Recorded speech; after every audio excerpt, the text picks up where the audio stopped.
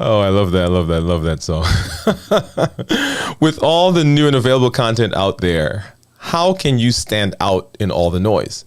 And how do you do so in the education? Tonight's guest is going to talk about his journey as an educator and how to create powerful content in the education space. So stay tuned. This is going to be an amazing conversation. If you're new to me, I'm Dr. Dwayne Wood. That's Wood with an E. The E stands for endocrinology. And here on the channel, I educate, I empower, and I encourage you to take charge of your health, your life, avoid complications, create that life you have always wanted, and go to the next level. If you're new, go ahead and make sure that you put new in the comments, because I want to make sure I give you a hand clap and some music to welcome you to the area, right? Awesome, awesome. You have caught me in the middle, and I can say in the middle, we're actually a little bit over what we're calling Vlogmas. Every December, the content creators come together and they work to expand, to improve, to grow, to tweak what they do, to make sure that they're still doing what they said they were going to do. What is their purpose? To give benefit to their audience, to their customers, to their clients, to their patients in my case. And what we're doing during the month of December is to try to make our content better. So if you see this logo on any video, any piece of content, I want you to get over to that content creator and let them know that you appreciate what they're doing during this month. Now, you may not normally even watch or consume that kind of content, but this month I want you to go over and let them know that we really appreciate them. All right. And for all of my colleagues out there who are doing Vlogmas, my hat's off to you. We're on day number 19, just a little bit more to go. So keep it up. Right. I encourage you. And I am so excited that I'm in the space with you right now. If you've not already done so, go back and make sure that you watch the videos that we've done for this month. We are highlighting here on this channel. I am highlighting people who are doing their thing in their space, wherever they find themselves. They're not waiting for some day in the future. They have taken the time and they are taking it on themselves to put their content out. And we're excited about that. So that's what I'm doing here this month, highlighting all those folks. And tonight is no exception. We've got an amazing gentleman that's going to come talk to us in just a moment. We're going to bring him up on the stage. Make sure that you have also sent information to your family, your friends. Let them know what I'm doing on the channel. And there are so many conversations that we've had, so many videos that we've done over the past 6, 7, 8 months. Go up and make sure that you're looking at those and you will find some value there. All right. So enough said about all that. Oh, man, this gentleman that's coming in, I was on his show a little while back, and I'm so excited to have him on today. He is an educator, right, from early education, so pre-K to 8th grade. He loves teaching, and he loves assisting children with reaching their educational goals. He loves technology, and we're going to talk tonight about how technology intersects with what he's doing in the educational space. I could say so much more, but without any further ado, let's get Mr. James Riley up on the stage. James, thank you for coming through, man. We appreciate that you are here. Yes, sir. Yes, sir. Thank you, Dr. Wood, for having me tonight. Thank you. Really happy to be here tonight. Awesome. Man, so off the subject of what we're talking about, did you get all your gifts done? Are they wrapped? Are they under the tree? Man, are you kidding? No, I actually still need to make a couple of Amazon Prime purchases so that everyone in my family will feel special on that very special day. Okay, we're good. All right, we got a little bit. I stopped this. Yeah, I stopped on the way home today, and I picked up one gift. I got one more to do, so we got a couple of days to get that in. So cool, man. And I love this time of year. So I'm from New York, and growing up in New York, right after Thanksgiving, I mean, everything just turned on. Right, there was just all this busyness that was going on. So excited to. I guess I still got that in me. Absolutely. No, it's crazy because probably in the stores over here on the West Coast, the best coast, the West Side. I mean, just right after, you can barely finish Thanksgiving, and it's like Christmas ornaments up, and everyone's advertising. It's like, okay, they jump from Halloween straight into Christmas. It's like, to the heck with Thanksgiving, right? It's just about, let's get this money. Come on with the Black Friday sale. So Come on with it. Yeah. it's not as cold as it is in New York and down south. But we're trying to do our best over here to represent, the holiday spirit and have the holiday spirit over here in Riley World. So fun time Awesome. indeed. Definitely. Well, man, let's jump into it, man. Let's jump into it. So why don't you take a moment and just introduce yourself? And I did a brief intro. Tell the people who you are, and do a little brief intro for me. Sure. So, as you can see, by the name, James, my name is James Riley. I am currently right now an early childhood special educator. And basically what that means, I'm a preschool teacher for students on the autism spectrum. My students are between the ages of 3 and 5. I've been doing this for the past 9 years, I believe. But prior to that, I've been in education since 1998. Teaching everything from kinder to 8th grade, several district schools here, several charter schools here in Los Angeles. And my favorite age group to teach is those 4th and 5th grade students. I think I really bond and click with those students really, really well. And, those are the formative years, right? But I really, I'm digging my current position, being an early childhood special educator, trying to help my students, even though they have exceptional needs, just trying to help them meet some of their goals in their IEP, trying to work hard with families, and just trying to be the teacher that, that is supportive, that is flexible, and, someone who's kind of fun. And so that's what we're doing. Let's see. I'm also involved with a lot of media ministry at my church. Let's see what else. I love photography. I love computing, and I love traveling with my family. And so just a wonderful time. I love all those things, all things education. I'm always learning, teaching myself. And, that's a little bit about me. And I'm sure you have some additional questions, Dr. Wood. So go ahead, give them to me. Oh yeah, man. We'll get into it. First of all, I forgot to talk about the hat. So I love you got your stuff on, man. You got your stuff on. Man, listen. You know how we got to represent on the West Coast, man. Like I said, I already shouted it out again. And so anytime you want me, just know that the West Coast is the best coast. And so yes, I'm from LA.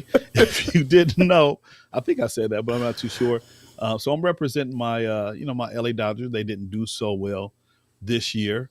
Hopefully they can make it back to the playoffs and continue the winning traditions. But yeah, man, I got to represent my town, man. I got to represent my hood. Yeah, I know. Now I'm a Jets fan, right? So I'm from New York. Man, look, everybody talks about my Jets, but you gotta leave them alone. They're my boys. I know they're my boys. So all things New York, I got to accept it, right? I love them. I live in a different state, but they still part of me. So, all right. So enough about that. So, hey, man, listen, tell me. So, no, go ahead. Just one point with that, man. I'm actually a Cowboy fan, and so. Okay. Yeah, so you kind of feel my pain, man. I mean, we're not too far behind you. I mean, we're probably one of the, best known sports franchises in the world, but right. Our struggles, I mean, they shouldn't have lost that one yesterday, but it is what it is, and that's how sports fans, that's how sports are. You have to go with the ups and downs. And yeah, the Jets have had it, they've had it, it hasn't been too well. It's been hard. It's been hard. But it's harder being a Cowboy fan because, you're expected to win, and, Jerry Jones does his thing, and this, we can go down the rabbit hole. So, we don't want to do that. We want to go ahead and talk about education, man. About education and content creation. Absolutely, man. Hey, maybe we need to do some content for those teams. We can help them out. Man, absolutely. I'm just gonna leave it at that. Absolutely. Well, man, so tell me. So you are an educator right now, and we're going to talk about where you are and in this current space. We met each other at a virtual event that we were doing, right? So virtual, live every day. But what did James Riley want to be when he was growing up? Ooh, wee. Well, that's a good question, man. That's a good question. Well, I think I've really wanted to be a photographer. Early, I guess it had to be fifth or sixth grade. I just kind of fell in love with the camera. My uncle had a camera. It was a Canon kind of camera. And so, my uncle, he was just taking pictures, and I was just kind of, okay, this is kind of cool. And so, I remember in elementary school, just taking some pictures. I had, oh man, I can't even. It was a film camera. I think it was like a 120. It was even before the 35 millimeter. It really got large. I think it was like a 120 roll or something. You had to put it in, and I had that kind of camera, and I was taking pictures at my elementary school. And then for my birthday, my grandfather actually bought me a Canon AE1, and I have it sitting right behind me on the shelf. And so that kind of started me on my way to wanting to be a photographer. Now, things happen. And I kind of thought about what kind of photographer I wanted to be. And I thought about a sports photographer, because I love sports. Had an opportunity to, I had my small little camera. I had a friend who was he was working in sports, and he got me a couple of passes to one of the Dodgers playoff game years ago. And so here I am with this small little camera with this small lens, and I'm sitting, amongst folks who got these big old long lenses, and the nice, uh, speedy cameras, and my pictures really didn't come out. But I kind of learned from that experience, and so then I thought also about being a forensic photographer. And so, neither one of those careers, didn't work out too well for me. However, I did develop a love of photography. And, every now and again, I would, go out, and folks would be, hey, can you come out and shoot this or that and the other? And I'm like, yeah, sure, I can do that. It was within my scope. And so, but yeah, I kind of wanted to be a photographer, forensic or sports photographer, when I was knee high to a pup. That's awesome, man. And so as we think about it, you're coming full circle. We'll kind of talk about where you went and how you got to this space. Okay, so Absolutely. sports photographer, forensic photographer. How did you, as you got to school, kind of decide that you were going to be in education? How did that come about? Well, what really happened is, my my mom, she decided to she had to leave. Um, she left California because she needed to take care of her parents. Both of her parents were kind of elderly, and one was early Alzheimer's, and one was early dementia. And so she left me. The problem was like early 20s. Left me here, and I just like look. I kind of put myself through school, and so I couldn't really depend on the the home that she had created for us because she had left. And so I had to step up and become a man and support my own self. And so I was able to go to a local community college, graduated from there, went to a local university. And my goal was to again, still trying to think about photography, kind of pivot into journalism, photojournalism. That was going to be my major when I checked into a Long Beach State. However, I could not get the reps in because I was supporting myself. I had a full time job here within LA County. It was a real job. It wasn't like just like a student, half time. No, it was a real job. And so I did not have the time to kind of develop the gifts of photography in terms of not sports journalism, but just photojournalism. So I started off taking a couple of classes, and I remember Professor Kelly. He was like, Mr. Riley, you're not going to do too well if you're not able to get into the lab. And again, we're talking about film. uh, you know you're not going to do too well if you can't get into the lab and develop the film, and go to some of the events that we have here locally, where the school is located. And so I just had to kind of think about, my career. And so I just thought about maybe, becoming a teacher. So I just finished my bachelor's degree, Black Studies degree, and then after that, I just decided, maybe I should go into education. My fiance at the time, she was a teacher, and so I thought, okay, I can do this. I can relate well to kids. I was the youth minister at my church, and I thought, okay, this would be an honorable profession to go into. And so that's kind of the path that, took me down from being a photojournalist to being an educator. And so, I graduated, took some credentialing classes, got my credential, and kind of the rest is history. Come full circle in 2013. I applied for an early childhood position, and they said, "Hey, you need a degree." So what did I have to do? I had to go back to school and earn an early childhood special education teaching credential. So that's what we did. And but all during that time, I always kept photography and just my love for that kind of media in my forefront.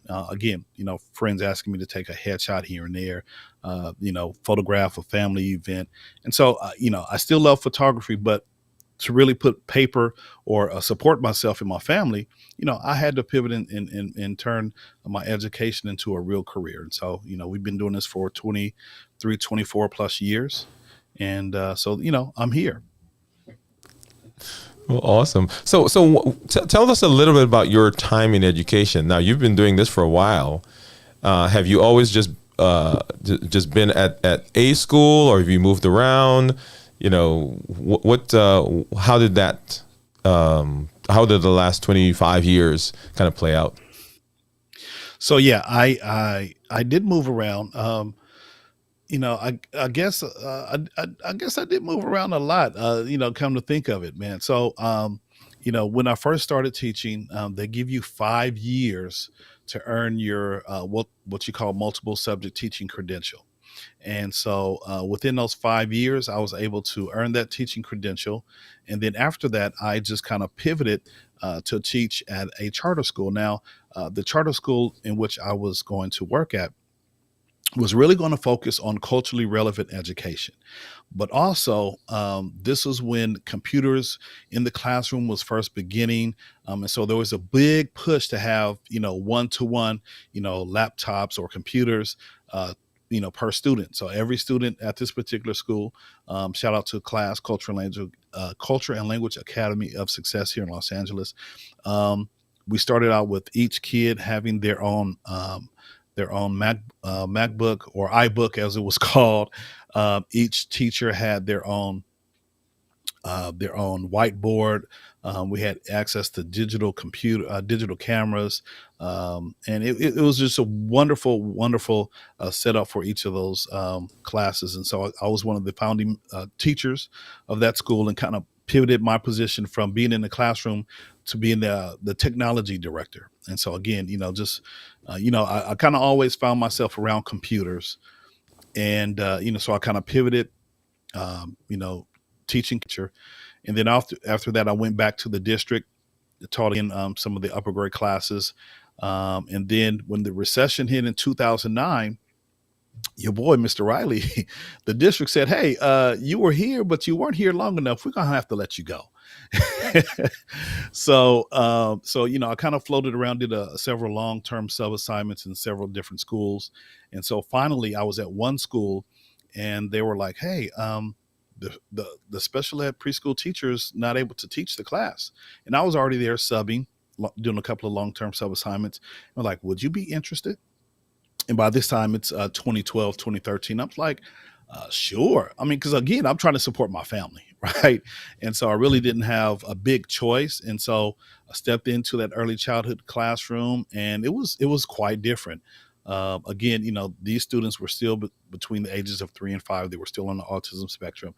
And so just with a little coaching and a little support from one of the district specialists, she kind of encouraged me. She's like, "Mr. Riley, I see what you're doing with these students here. You're very well. You kind of know what you're doing." She said, "Maybe you need to pivot and become an early childhood special educator." And I was just like, well, will I face the same type of situation that I did in 2019, as a gen ed teacher? And she was like, probably not. The district rarely messes with special ed. And I was like, oh, say less. So that's when I applied for, applied to a program because, you got to support the family, right? You got, it's myself, my wife, my four kids, they all looking at, daddy to kind of support the family. So, I have a wonderful work ethic. I'm a hard worker. And so, I'm not going to sit out there and slack and not do anything to, support my family. And so for me, it was a win-win situation. So I was accepted into the program, Cal State LA, did that thing for 2 years and did one additional year because I wanted the master's degree that focused on autism. And so, so that's kind of how, my story went. And I'm always infusing technology, whatever, in whatever grade level I'm in. So, I still love technology, and I kind of brought that love with me, even with my special ed students. Was able to write a grant through Donors Choose, got some tech stuff to kind of help me in the classroom, kind of reach my students, and from there, that just kind of blossom, and then I found myself at my position where I am right now, and I've been there for about 9 years. So, like I said, I love working with my students and their families, trying to help them reach their goals. Wow, wow. So I love that. So what are some of the and not to ask you specifics about a child, but what are some of the things that you've seen? I mean, just wins that you've seen over the years with these kids. Well, so a lot of my students that come in and they're very young. So here's the funny thing. Sometimes students, when right on their birthday, right at 3 years old, they're able to, if they have the IEP already signed, they're able to enroll in my classroom and begin their educational journey in an early prevention classroom like myself. And so, I've seen students um, who have limited speaking ability, they'll leave with being able to point or maybe make some word approximations, and even have some kind of speech. Now, a lot of my students, they're we call them pre-verbal because they're making sounds. It might be unintelligible, right? But they're making sounds, and so we don't say nonverbal. We just call them pre-verbal because they're making sounds. And then what happens, my students stay with me for 2 years, and so you'll see the change from the first year to the next. You see them begin to even something as simple as saying the ABCs, right? Or maybe a letter, or maybe they're sounding out, or they're pointing out to a car or a block or something, and they're actually saying these words. And so there's times when students will echo what you're saying, is what we call echoalia, right? When students first checked in, they might not have that ability to repeat the word, but because you've kind of modeled for them all day, they kind of pick up on some of the words and also the routines. We have a set routine in our classroom. It's myself and three other adults, and usually my class sizes kind of vary. The most I've had in my classroom, my first year was 11 students, which is a bit much. However, there were 5 adults in that classroom. And then last year, I think we had my smallest amount, or my lowest amount was 4 students right after COVID. And so it just kind of depends. Right now, I'm right at 6. I heard I might be receiving another one. And so it just varies. But yeah, just trying to help my students reach some of their goals, whether it's speaking, whether it's having them to be cognitively aware, like playing with children instead of just standing next to children and doing their own thing. We try to get we call that parallel play, where they're standing right next to each other, but we kind of want that cooperative play where they're playing with one another. And so, we find kids who don't have some of those skills, they'll leave my classroom having developed some of those play skills, and they'll know how to deal with some of their behaviors. And then also, we're talking to the parents, kind of helping them, giving them some pointers in terms of how to relate to some of their to their child as well at home, and just really asking the parents to partner with us some of the things that we're doing in the classroom they can also do at home to kind of help their son or daughter succeed at home. Now, and it's interesting that you bring the parents in. I know in education in general, you want the families involved, but it seemed to me like in these situations, we really have to have family involvement if the kids are going to advance. Absolutely.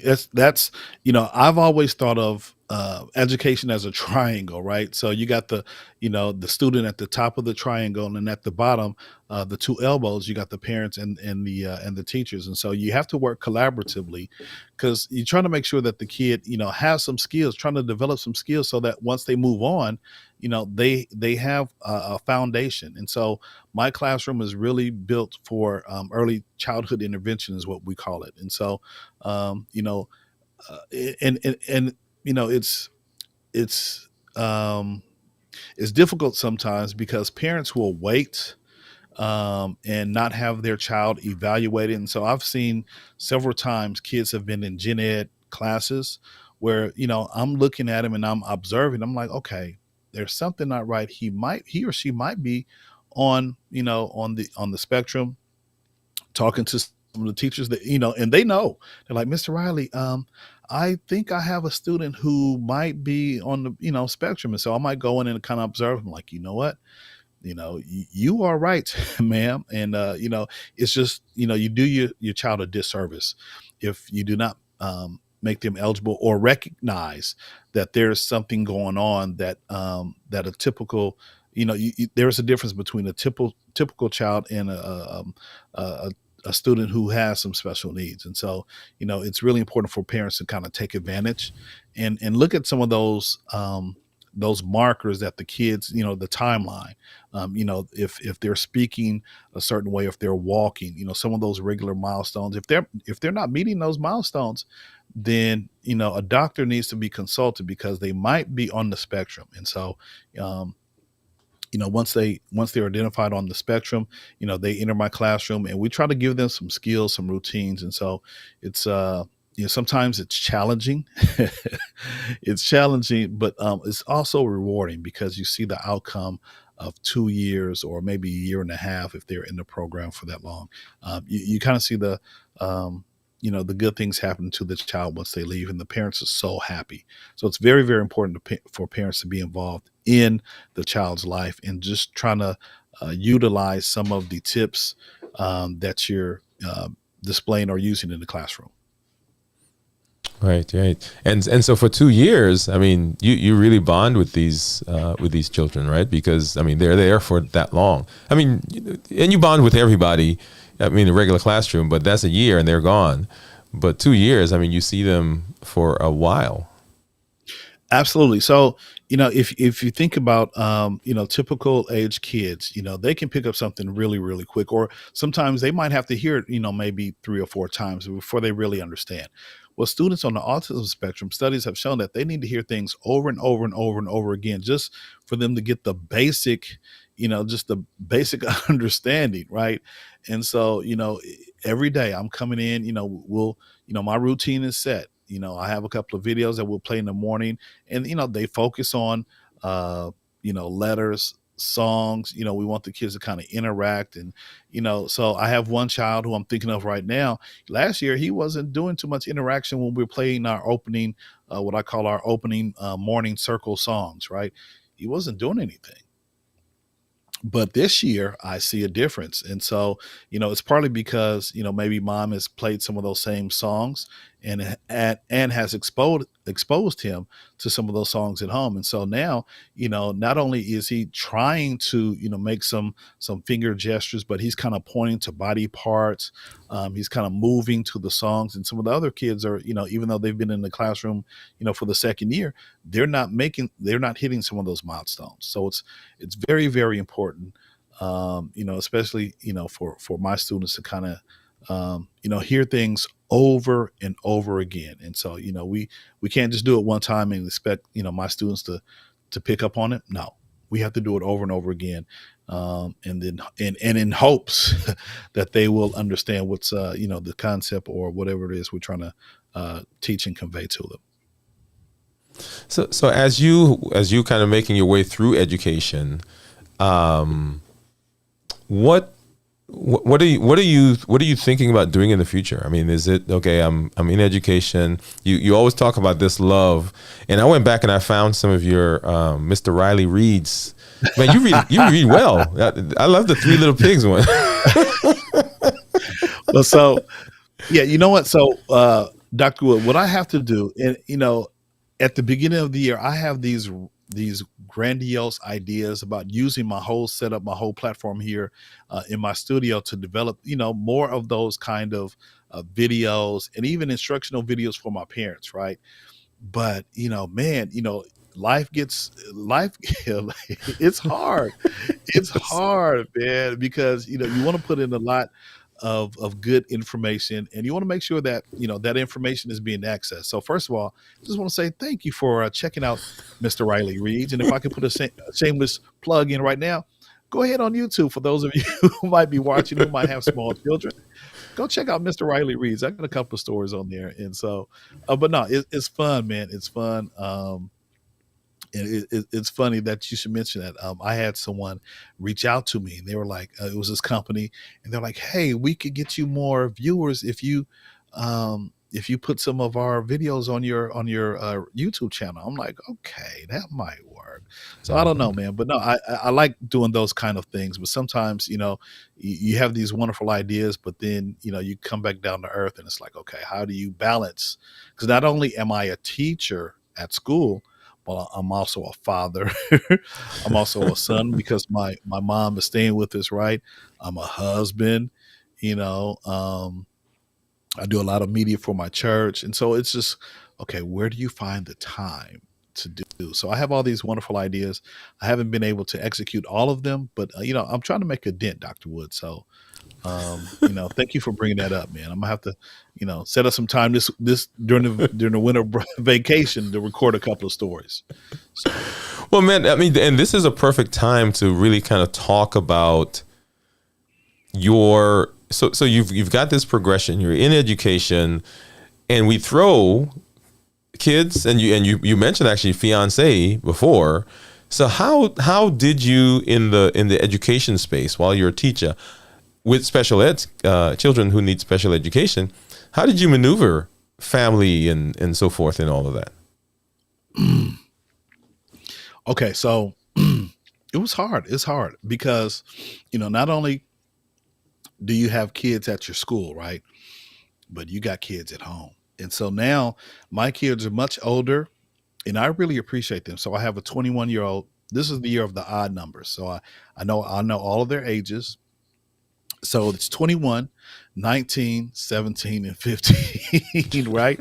But years ago, I mean, when we first started this journey, it was kind of challenging. It was kind of difficult. I remember I referenced the charter school, the first charter school that I worked at, and it was funny because after being there 2 or 3 years, some of the teachers will always clown me because I think it was my first year in 2003. So my son was about 2 years old. And so at the time, my wife and I only had one car. And so I would know that she was there to pick me up because she would pick him up, and he would make his way up the stairs, and he would just cry out, "Daddy, Daddy, Daddy," right?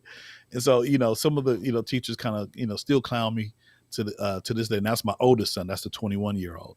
But yeah, man, you just have to find a balance. And that's what we did. I remember, Dr. Wood, we had my four children in four different schools. Now, just imagine here in LA, now, of course, we we had two different cars, right, at that time. But I mean, so it was a struggle to balance, okay, because we're both educators, right? So she had her class at a different school, I had my class at a different school, and then trying to make parent conferences and performances, it was just bananas. But now, especially now, the oldest one, he just graduated from college. Um, my second born son, he's almost done. And so now it's really easy because I have my two youngest children, I have a senior in high school, I have a sophomore. And so they're at the same school. It makes it much easier, right? They've all attended the same high school. And so, my youngest, my daughter, she's like, "Oh, I had your brothers and sisters." So she kind of gets it easy, right? But no, we just had to find some time to balance. And I think that's what it, and also communication too. My wife, you just got to know how to communicate and be like, "Hey, okay, here's the family calendar. Who has a performance? Who has um, a parent conference, or who needs this, or who has a sporting event?" And so we just kept our kids busy, and we figured out a way to make it happen for everybody. So I'm happy to know that I am on the other side. I don't have to worry about, I don't have to worry about picking up kids and, so, but Right, there's right. other challenges that you have to face having older children. But now, I'm sure. so it was, it was a struggle. It was a struggle, man. Right. God helped us through it. So, but it Awesome. was fun. Awesome. It was fun. Well, let's Absolutely. give a little shout out. So Grace, thanks for stopping by. Let's pop that up back up. Grace says, glad to be tuning in. Hello, Dr. Wood and Mr. Riley. Hey Yeah, so there. Grace, glad that you came through. Let me give you a hand clap and some music.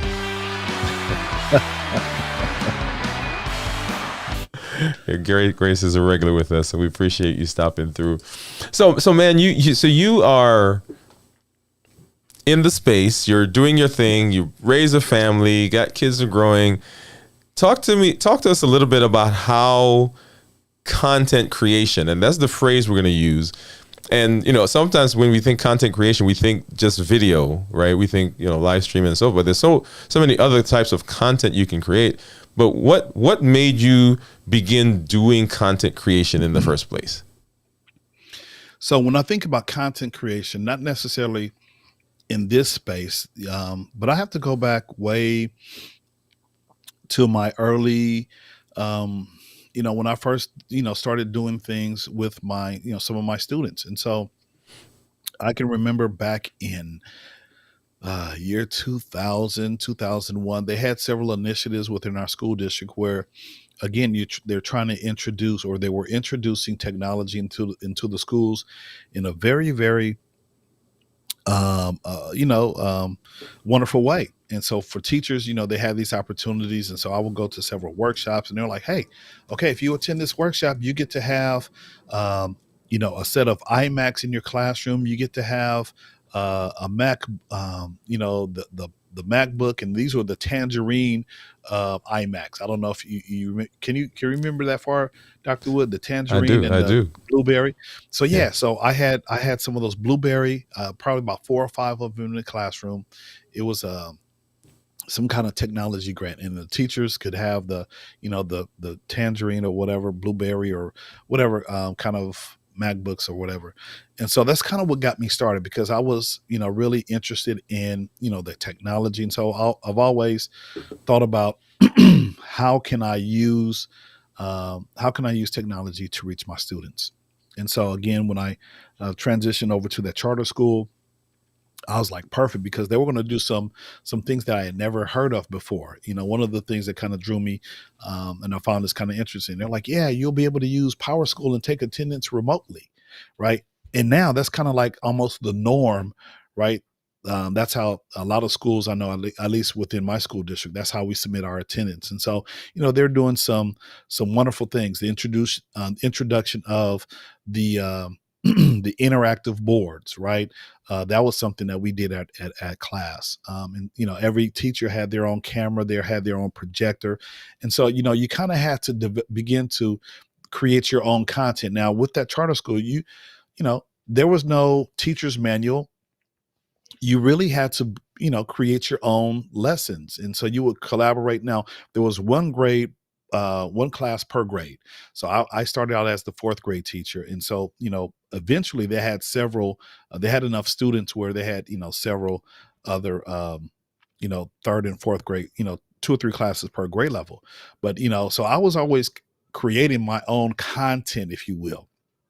So fast forward until just creating flyers and things of that nature, videos, just kind of recapping what the children were doing in the classroom. And so I always found that very, very interesting. Using iMovie products like iMovie was very easy for me to use, and I would use it with my family and just, just kind of recap and trying to tell a story.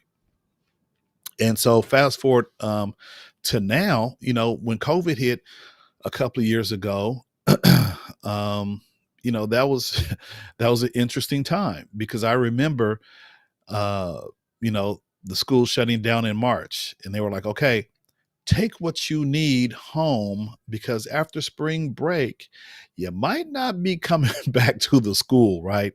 So, I'm trying to take all my teachers' guides and things that I needed just in case. And sure enough, that following Monday, they were like, "Okay, we're shutting down the schools and you're going to have to teach." At that point, Zoom wasn't in place. And so just being able to create content for my families was a little bit different because we had to pivot. We had to pivot from doing our normal routine in the classroom to that of online. And so we finished out that school year. I believe it was the 2020 school year. And I remember it so vividly because my second son, he was a senior in high school. So he didn't have a prom, he didn't have a full graduation, and everyone's beginning to develop this online content, right? The virtual graduation and the virtual this and a virtual that. And so from there, again, that following school year, the 2020-2021 school year, everything was online. And so that's kind of where I pivoted a little bit and began to use, some of these live streaming tools, if you will, because Zoom was great. Zoom was cool, but it wasn't like the best. And so we just kind of, took off from there, found a couple of videos about live streaming, and then also not only live streaming for my students and their families, but also because we're trying to still get our worship on, right? And folks were scrambling around trying to figure out how can we do church, how can we have church on Zoom. And so just I think my minister sent me information about Ecamm, or maybe I found information about Ecamm, and then it kind of went on from there, right? But of course, we use Zoom. No, we used a conference call, telephone line for our first worship service. It was a disaster, right? Because you hear people cooking bacon in the background. You try to tell people to put your stuff on mute. It was just horrible. It was just crazy, right? And so I think that's really what sparked my interest in live streaming. And then of course we went to Zoom, and then again you still trying to tell people, hey, mute please, right? And trying to figure that out. And then we found out about Zoom webinar, and so you had a little bit more control. And during Zoom webinar, it's like, okay, there has to be a different way. And so that's when I kind of stumbled on Ecamm, and I was like, okay, let's play around with this. And so when we were ready to execute Ecamm, that's what we kind of um, used Ecamm, and really began to dig into what content, like on YouTube, and create videos and things of that nature. So I know that's kind of a long story to answer your question, but that's kind of my history with just developing this kind of content that we're talking about right now, the live streaming content or recorded videos, like you and I create.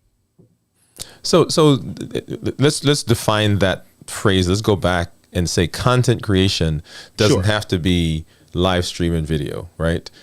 I mean, you can create a blog post, you can create a newsletter, you can create so many other things. And the reason I say that is I want you to talk to somebody right now who's at home, who has some stuff in them, and they're like, well, I can't do what Mr. Riley does, or I can't do what Dr. Wood does, or I can't do, and we can name a host of other people who are out there. Talk to them for a minute, and in light of how you got into this space.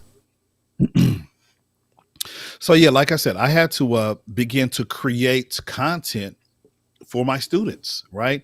And so whether it was uh, some daily activities for my students, I had to, maybe create some Word documents. Or, for me, my kids are preschool, so I'm not going to expect him to like define some words or read, because they're pre-verbal. They're not going to identify. So I had to send things that the parents could do with the kids, that was related to what we were covering. So if we were studying trees, maybe I'm sending home a PDF of the different kinds of trees, or the parts of a tree, or things that are made from trees, or the food that comes from trees, right? And so some of those things, I had to find resources to create that content for my students. And so for you know, a lot of time we'll think about, okay, well, you know, I I can't live stream. No, but you can create some kind of, some kind of document, some kind of visual, some kind of resource that the kids can use. And so, yeah, it might not be a video, but you probably can find where a video is talking about, where do trees come from, the different aspects of a tree. And so, being able to write a blog post, or like you said, a newsletter, all of that is creations. And so, there's different entryways. Some people are not comfortable with talking on a camera, right? Some people are. Some people want to level up. Some people don't want to level up. They just want to do the basic things. And so, you have to find what you can do, and do the best with what you have, or with what you want to do, right? Everyone is not called to be a video producer, right? Everyone is not called to be an audio tech, or to be an electrician, and trying to make sure your background is great. No, do whatever you need to do. So if it's, again, a blog post, if you can pull some resources together, create a small newsletter, send it out to your parents, that's creating content. If you have the wherewithal and the patience to set up a camera, a microphone, some lights, some monitors, then go for it. But, do what only you can do.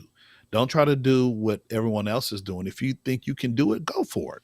But if you're not comfortable within that space, then just do what you can do, and do it to the best of your ability to reach your students. So that would be my blurb, my encouragement to those teachers out there who kind of want to level up, but they might be afraid of what that level up looks like. But it really depends on their comfortability with, you know, either creating a document or creating a video.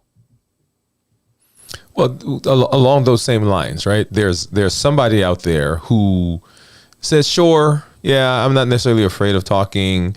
I could probably write something. I can even get on video, but why? Who am I to do that? I mean, there are other people who are more qualified, people who are better at talking, people who are better at whatever.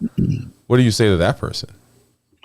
Man, listen, you have to that's that's a funny question right there. Um you have to look inside yourself, and think about what outcome you want. And so if you're not the best speaker, heck, I'm not the best speaker, right? Sometimes I'm it's a wing and a prayer. It's a wing and a prayer. But because I want the best for my students, I'm gonna go ahead and read a book, right? I'm gonna go ahead and maybe create a video in terms of trying to help my families understand, um, you know, uh, um, or help their child understand that they might have some sensory issues. So I might have to create a video that kind of relates to what I'm doing in the classroom. And by me creating a video, um it's going to help my parents kind of do some of the same things that we're doing in the classroom. And so it's about being comfortable with what you can do, and trying to make a difference. Now, one thing about being a teacher, you're always in the mode of learning. And so no one has really arrived. That's what education is all about, because things continue to change. And so if you I'm never one to want to stay in the same place. I always want to level up. And so I can remember, just here's a brief story. I can remember 2 years ago when we, were locked down, and I was a struggling live streamer, right? Once I understood how, just the basics, and I had some lights. The lights were kind of not that great, and I had a camera that was acting crazy. But you know what? I still tried to produce the best kind of video for my kids and for their families because I wanted them to succeed. And so, yeah, it wasn't. Now I probably can do some of those same videos a little bit differently, but that's where I was 2 years ago. And hopefully those videos are still blessing some people if they if they watch them. But you always have to, you definitely want to try to extend yourself. And teachers are always learning, and so for the betterment of the kids in the classroom, you know, go ahead and stretch yourself. Try to do something a little bit different. Love that word, man. Love that word. You got to try. So tell us a little bit about what your thrust, what your push right now is in the social space, in the content creation space. You're live streaming. You're doing your Wednesday shows. West Coast, West Coast Wednesdays. And thank you for having me on, by the way. Before you answer that question, let me do a quick shout out to Soul Regular Gamer. Hey, thanks for coming through, man. Thanks for coming on. Hello, Dr. Wooden. And let me give you some hand claps, and there you go. Always glad when people can stop by. So yeah. So tell us a little bit about live streaming.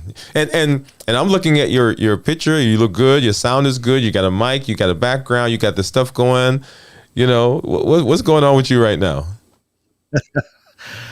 Well, it's a lot of this stuff has been trial and error. So let me, I can just kind of talk a little bit about what you see around me, and then just my experience, as I guess a live streamer. And so because of COVID, and I kind of go back to my experience with trying to make sure that our worship service for our church was up and running every Sunday. And so in order for me to do that, I had to actually hop into the software. We're using Ecamm Live, which is a streaming software. And so for me, I had to begin to, you know, I needed to know how to operate that piece of software for my worship service.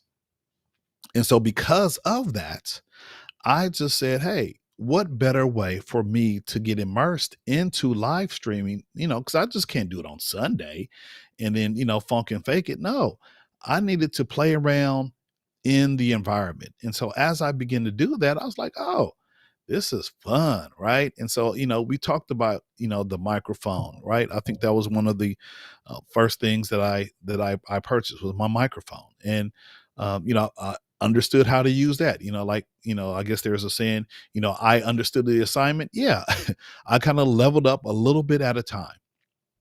So I used my microphone, right? And I think, going back to the story, when I first started, I had two USB lights. They were newer lights, right? They're connected by USB.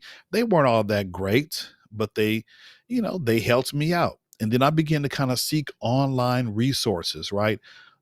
Caleb Pike, DSLR shooter. I was looking at one of his videos, and he was like, okay, he had a one light YouTube studio setup. I was like, oh, okay. And so I began to kind of write some of the donors choose projects for some of those things that I wanted here, in my studio.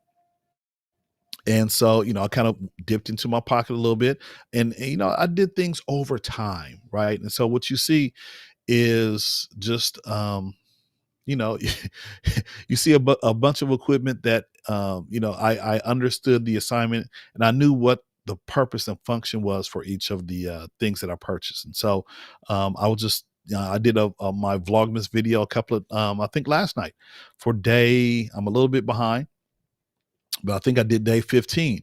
And I did day 15 because this monitor that you see behind me was one of my first monitors. I think I'm not too sure. I think I purchased it before. Um, way before COVID, I was using it as an external screen computer monitor for, just around the house. But because I understood uh, how a second screen would help me, I used that screen when I would Zoom with my students, because just having the computer screen and having to kind of manipulate everything on one screen, I needed something extra. So because I knew how to operate my computer and an external monitor, that's what I used, right? Used that for a long time until I got two additional monitors. And so going back to my Vlogmas video, I was like, you know what? It would be really cool to kind of repurpose this machine here and my iMac over here, to kind of do what I'm doing right now, right? Kind of have like a looping slideshow. And so I kind of, just looking at videos, looking at Doc Rock, Diana Gladley, Keith Pelzer, DJ Strict, Brent Collins, right? Just all of these live streamers that are, that we were associated with, and just kind of, just sitting at their feet virtually and looking and seeing what I can do to help my online presence become a little bit better. And so I was like, hey, okay, let me go ahead and do a YouTube channel. That's what everybody else is doing. Why can't I hop on that mug? And so I started doing some videos, and, got 100 subscribers. I'm like, all right, that's cool. Let's see if I can get 200, right? And so, it becomes a challenge to yourself to something a little bit better each time I sit in my chair. And so that's kind of what I'm working towards. I have my show, my weekly show, West Coast Wednesday. I do it every other season. So I'm just now finishing up tomorrow, or Wednesday is going to be my last show for the fall season. And then we'll probably kick it up in the spring a little bit. And like I said, I had you on at the beginning of this season on West Coast Wednesday. And so that's something that we're doing, just kind of promoting, talking about different things that some of my friends who are busy in the community, what they're doing with their platform. And then my son's football team, I go live on, have a Monday show where I talk about high school football and how it relates to that particular team. And so just trying to develop, stories. Like you said, Mr. Riley Reads is something that I want to kind of broaden a little bit. I've had a couple of videos that, have done, fairly well. I have one, one video is like 16,000 views. I was just like, okay. And, that one was created because I couldn't find what I wanted. And so I just created a video and people like it. And I'm just like, okay, if I can do, you know, 16,000 or more in the time, um, in a short amount of time, if I can get all those views on some of my other videos, then hey, I'll be all right. So, it's fun to sit here, create content, still learning how to use all of this equipment. And I kind of challenge myself. So it's fun. Sometimes my wife, she's like, hey dude, it's time for you to it's time for you to come to bed. So I have to kind of limit myself when I come down here in the studio, because you definitely still want to have that quality time with the family and friends and all that kind of good stuff. So, live streaming for me, it's kind of therapeutic. I like it. Yeah, man. It'll sap your time though. It'll take up whatever time It you have available, will. whatever you give it, it'll take. It will. It will, because we'll sit down and focus and create scenes and create this and that, and then sometimes you might not even end up using some of the creations that you create That's in the right. software. But everyone is, you're always trying to tweak and get better and do things a little bit differently, and so it's, you're always learning. Like I said, you're always learning in education, and even with live streaming, Hmm. there's always upgrades to be upgraded to, right? That's right. Um, so it's a whole learning process, and so just it's our friend Kirk Nugent has a show called How It All Works. And so it's been a blessing to kind of understand how all of this works in my little Hmm. space. So just being able to deconstruct everything, whether I'm moving or putting things back together, it's fun, it's challenging, and I like doing this kind of stuff. Yeah. It's fun. Now here's a funny story. I'm gonna tell on myself. So one night I was up and I was tired, man. And I was sitting. I was like, no, I'm doing this. I'm learning some stuff. I was doing some stuff in Ecamm. And dude, I woke up. Notice I said I was trying to do some stuff, right? And I woke up and I played back the video that was going while I was working. Man, I'm like this. In the video, I'm sleeping. So I taped myself Yeah. sleeping. Yeah, no, man. Fortunately, I have not fell asleep or got that tired where the camera's looking at me.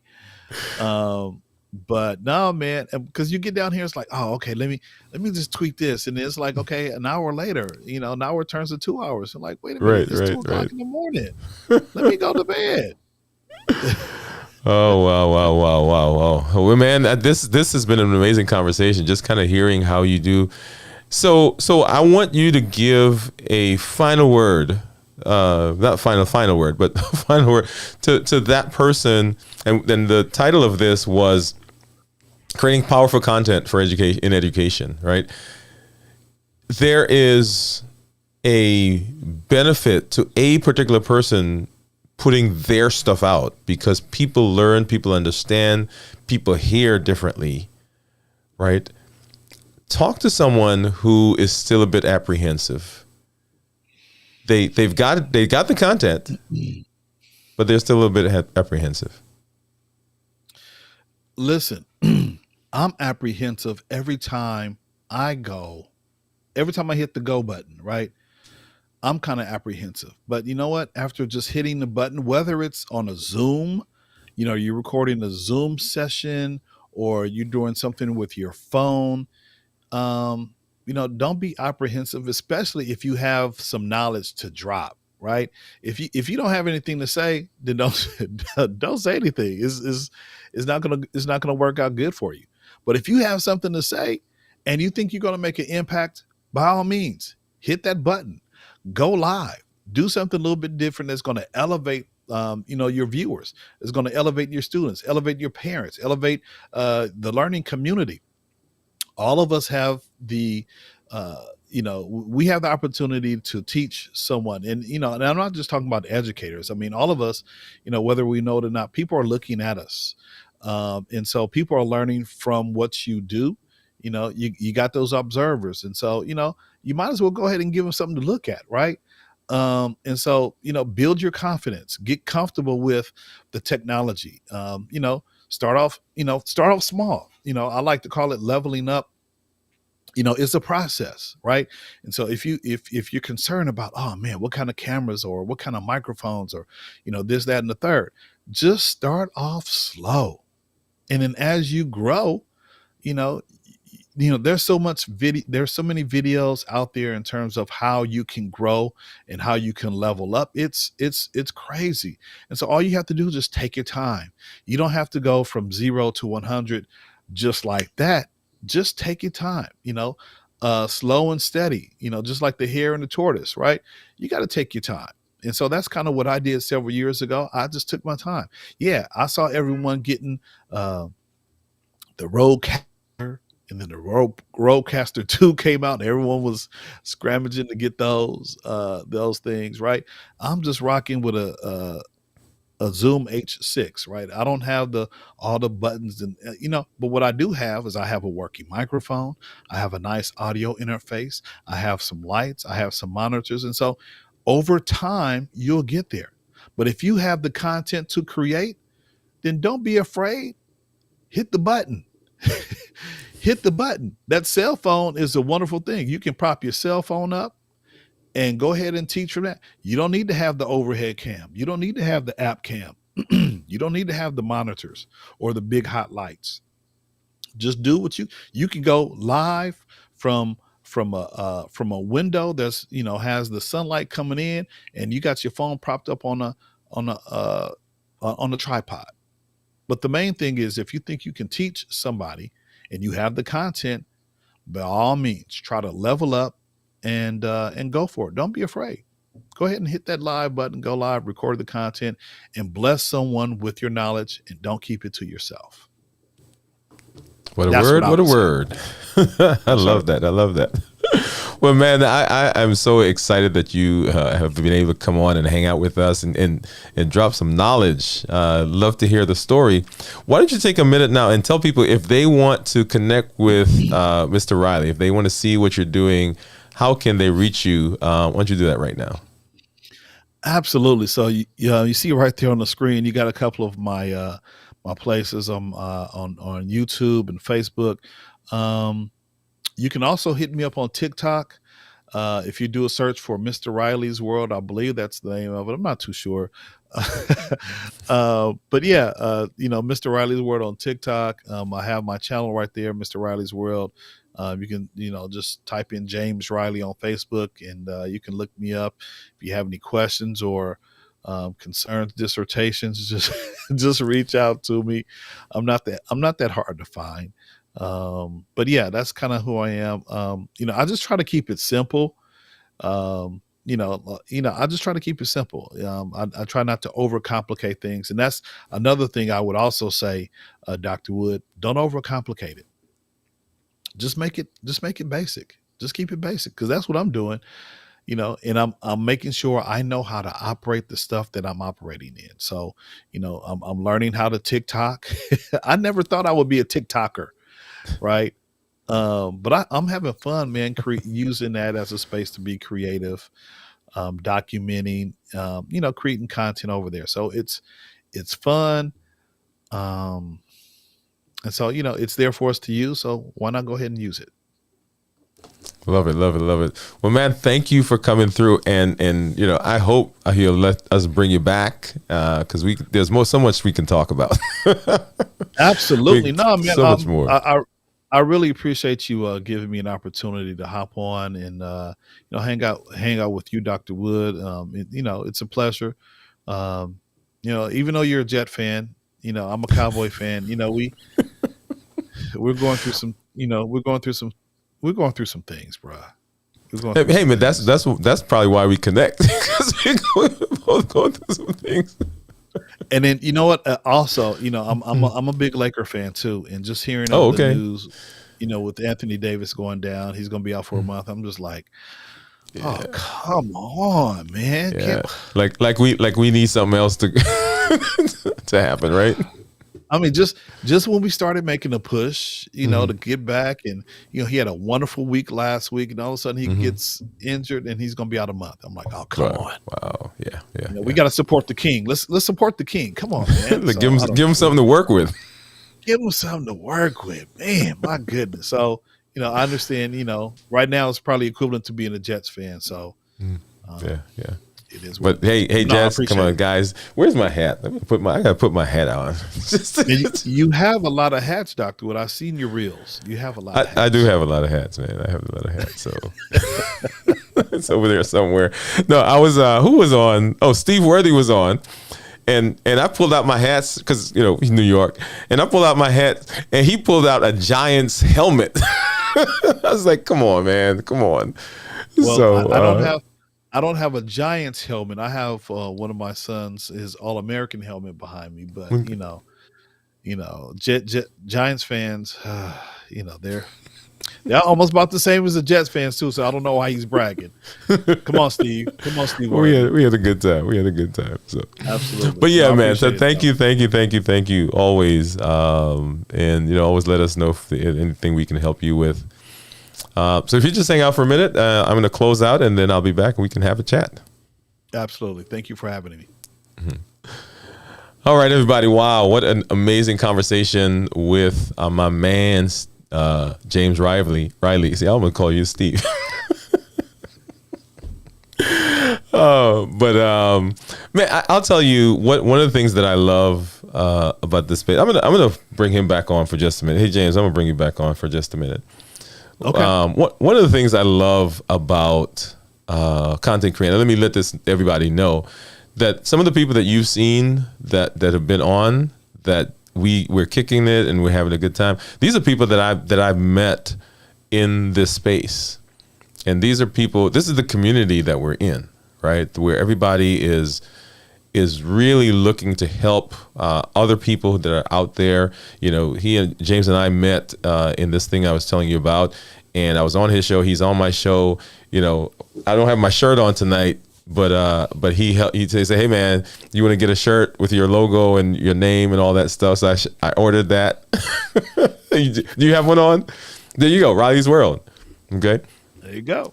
So I mean, and I just want to say that to people, that it is a rich, friendly, communal space that we're in, and you can step out and you can do stuff, and there are people around that are there to help, particularly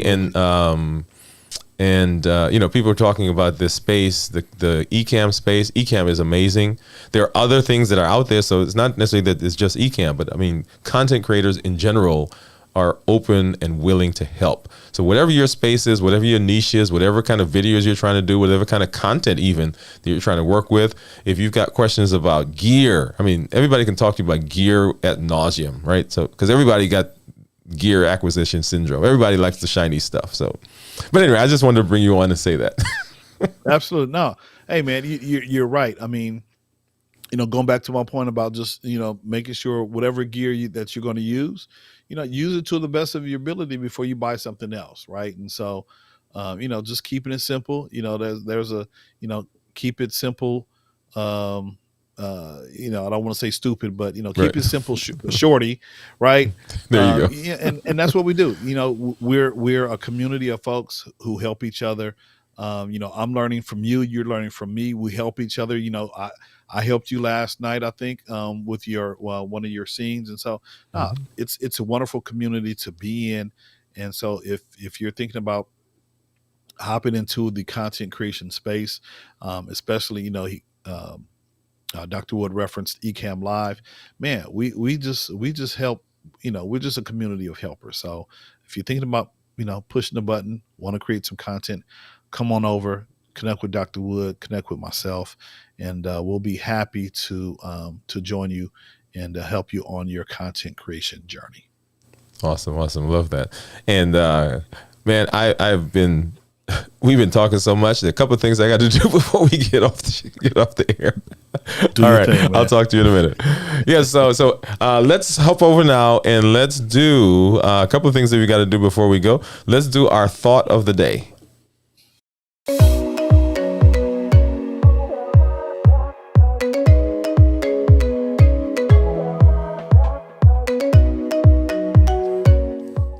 So our thought of the day comes from Abraham Maslow, and he says, you will either step forward into growth or you will step back into safety. Let me say that again. You'll either step forward into growth or step back into safety. So stepping forward is ultimately the path that we want to get to, right? We want to grow and we want to have a satisfying life. We want to be in our space. We want to be comfortable in our space. But growth can be scary. And as I've said, the place where we learn, the place where we grow is at the border of the known and the unknown. But yeah, buddy, it is a scary place to be. It feels like jumping off a cliff right into the unknown. And that can be exciting and it can be scary. Now, I'm not a roller coaster person, right? But I go on roller coaster every now and then. But you get to that top and sometimes it's like, man, I want to get off this thing. And life can be that way sometimes. But the courage that it takes to execute that plan and then taking life by the hand, by the throat, because remember, we're not allowing things to happen to us anymore, right? We are creating the life that we want. We're not just letting things happen.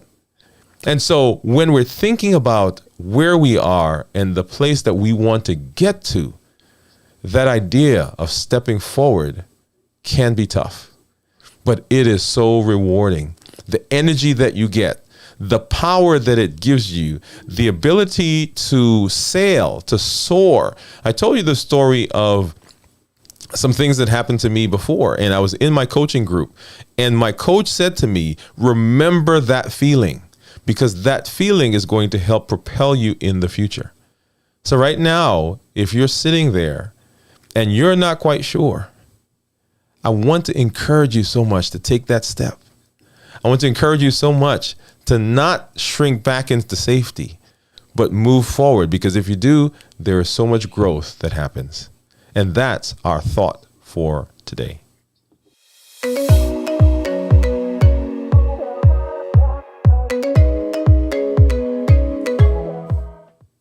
And then let's hop over to our amazing question wheel, which if you've been here before, you know what that's like. So let's do that really quickly.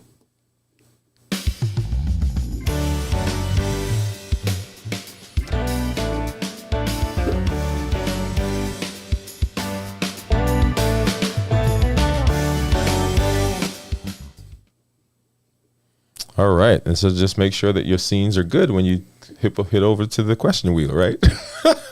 There you go. And that's what we do here. We're live, right? We're live. And you get to see us grow right here on the channel. But here is our question wheel. We've got those questions on the screen. We're going to spin the wheel. And whatever question we land on, I'm going to answer. Here are the rules for the question. It has to be concise. It has to be usable, practical, and I've got to do it in 45 seconds. When we're done, I'm going to clip that out. I'm going to create my reel, my short, whatever the platform calls, and I'm going to post it out there. And your job is to go out and find it on any one of our social media platforms. Let me pull that up. You'll see me. That's my name down there, or my handle, Dwayne Wood MD. You can find me on Instagram, Twitter, TikTok, Facebook, all of those platforms. In addition, dwood at dwaynewoodmd.com. And when you find it, I want you to put in the comments, hashtag I was there, right? So you're seeing me create it right now. So hashtag I was there. Let's spin the wheel. Round and round and round it goes. Where it stops, I don't know.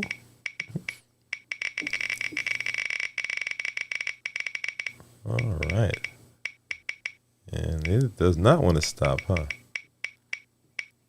There we go. All right. I think that's what it lands on.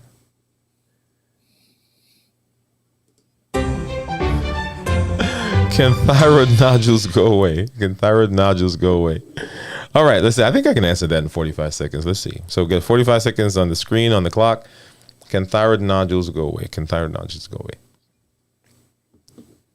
Can thyroid nodules go away? Now, the interesting thing about thyroid nodules is we are not sure what causes them. There are some associations, right? The older you are, women have more than men. If you've smoked or if you've had radiation, then thyroid nodules are more common. And the thyroid nodules typically don't go away, but sometimes they'll break apart and you get smaller nodules as a result, or they can even coalesce, that is combine, to make a larger nodule. But typically they do not go away. All right, I think I did that. I think I got that right. So, all right. So let's get over here. And so, guys, I'm so excited that you took time off to come and hang out with us. And I want to make sure that you know that this is what we're doing. We are empowering, we're educating, we're encouraging you to take charge of your health and your life, avoid complications, and go to the next level. If you've not already done so, go ahead and subscribe to our channel. Log into your account. If you don't have an account, you can create a free one and then hit the subscribe button and then the notification bell so that you'll know when we go live or we put new content up. Thank you for being with us. Make sure that you go over and hang out with some of the folks. Where's my logo? It should be right there. There you go. Vlogmas. If you see that content, go over and support all those people that may be providing content out there. So thank you. We'll see you tomorrow night at the next video and our next episode. Bye-bye.